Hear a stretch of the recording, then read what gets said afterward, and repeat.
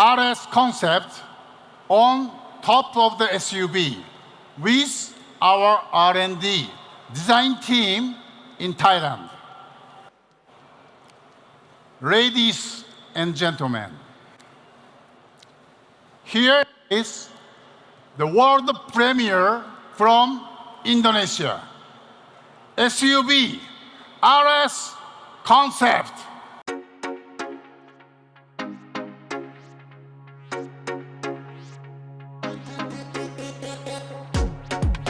Honda เปิดตัว SUV RS Concept เป็นครั้งแรกของโลกที่ประเทศอินโดนีเซีย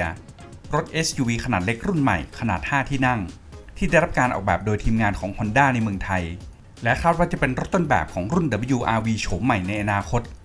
มีคู่แข่งโดยตรงอย่าง Toyota Raize และ Daihatsu Rocky ซึ่งคาดว่าจะมีการทำตลาดในภูมิภาคอาเซียนและอินเดียเป็นหลักในการเปิดตัวครั้งนี้ทาง Honda ไม่ได้ให้รายละเอียดเกี่ยวกับรถยนต์รุ่นนี้นอกจากการเผยเห็นดีไซน์ภายนอกแต่มีข่าวลือมาก่อนว่าชื่อรุ่นที่จะใช้ในการทำตลาดอาจจะเป็น ZR-V ซึ่งจะใช้พื้นฐานมาจากรุ่น BR-V แต่โครงสร้างจะนำมาจากรุ่น Amaze ที่มีจำหน่ายในประเทศอินเดียซึ่งทำให้มีข่าวว่า SUV RS Concept จะเป็นเวอร์ชันใหม่ของรุ่น WRV ที่ทำตลาดในแดนภารตะ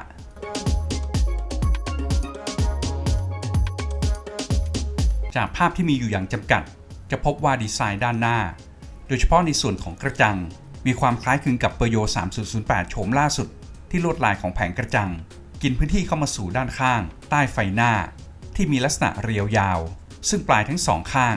ยังใช้ลวดลายเดียวกับแผงกระจังดีไซน์ของกันชนหน้าและเบ้าไฟตัดหมอกยังทำให้นึกถึง PPV อย่าง Toyota Fortuner อีกด้วย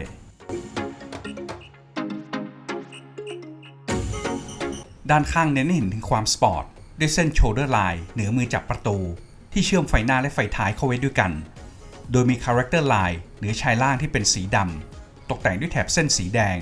ช่วยให้รถดูมีพลวัตมากขึ้นเสา4พิลล่าก็เป็นจุดที่ทำให้รถดูมีเอกลักษณ์เพราะเป็นส่วนที่มีการเชื่อมต่อกับหลังคาสีดำที่เป็นแบบลอยตัวรูปแบบของไฟท้ายดูคล้ายกับของ Honda HR-V โฉมใหม่ที่เชื่อมโคมไฟท้ายทั้งซ้ายและขวาเอาไว้ด้วยกันด้วยแถบเส้นสีแดงโดยมีโลโก้ Honda ติดตั้งอยู่ตรงกึ่งกลางกันชนท้ายโป่งนูนออกมามากกว่าปกติบวกกับหน้าต่างด้านหลังที่ลาดต่ำลงมาทำให้ดูมีสวดทรงในแบบรถสปอร์ตคูเป้เพิ่มความสปอร์ตทั้งหน้าและหลังด้วยสกิดเพลทสีเงินแร็กหลังคาก็เป็นสีเงินเช่นกัน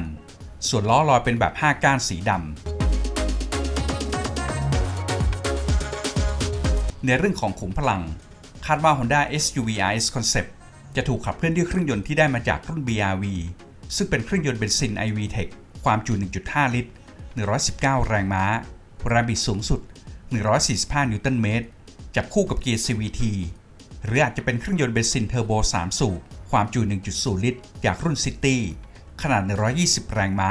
แรงบิดสูงสุด173 นิวตันเมตรเพื่อเพิ่มจุดขายจากการแข่งขันที่ดุเดือดในตลาด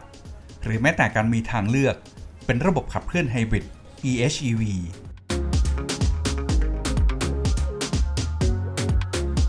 นอกจากที่กล่าวมาแล้ว Honda SUV RS Concept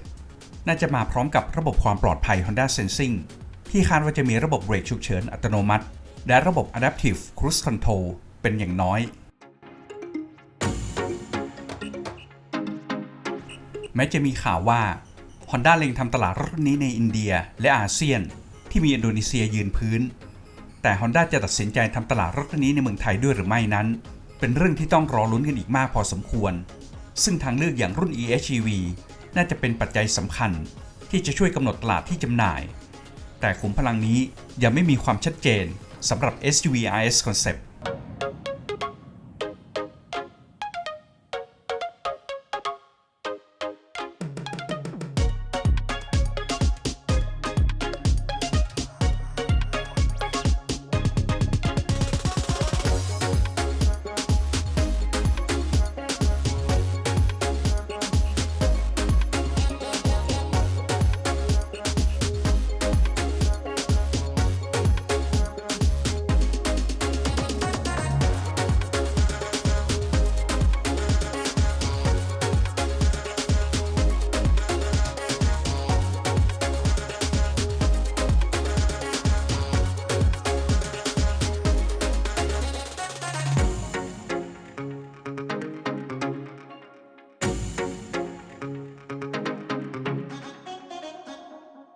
บกับการเปิดตัวรถใหม่ในไทยและทั่วโลกกดปุ่มติดตามเลยตอนนี้เพื่อไม่ให้พลาดข่าวสารสำคัญ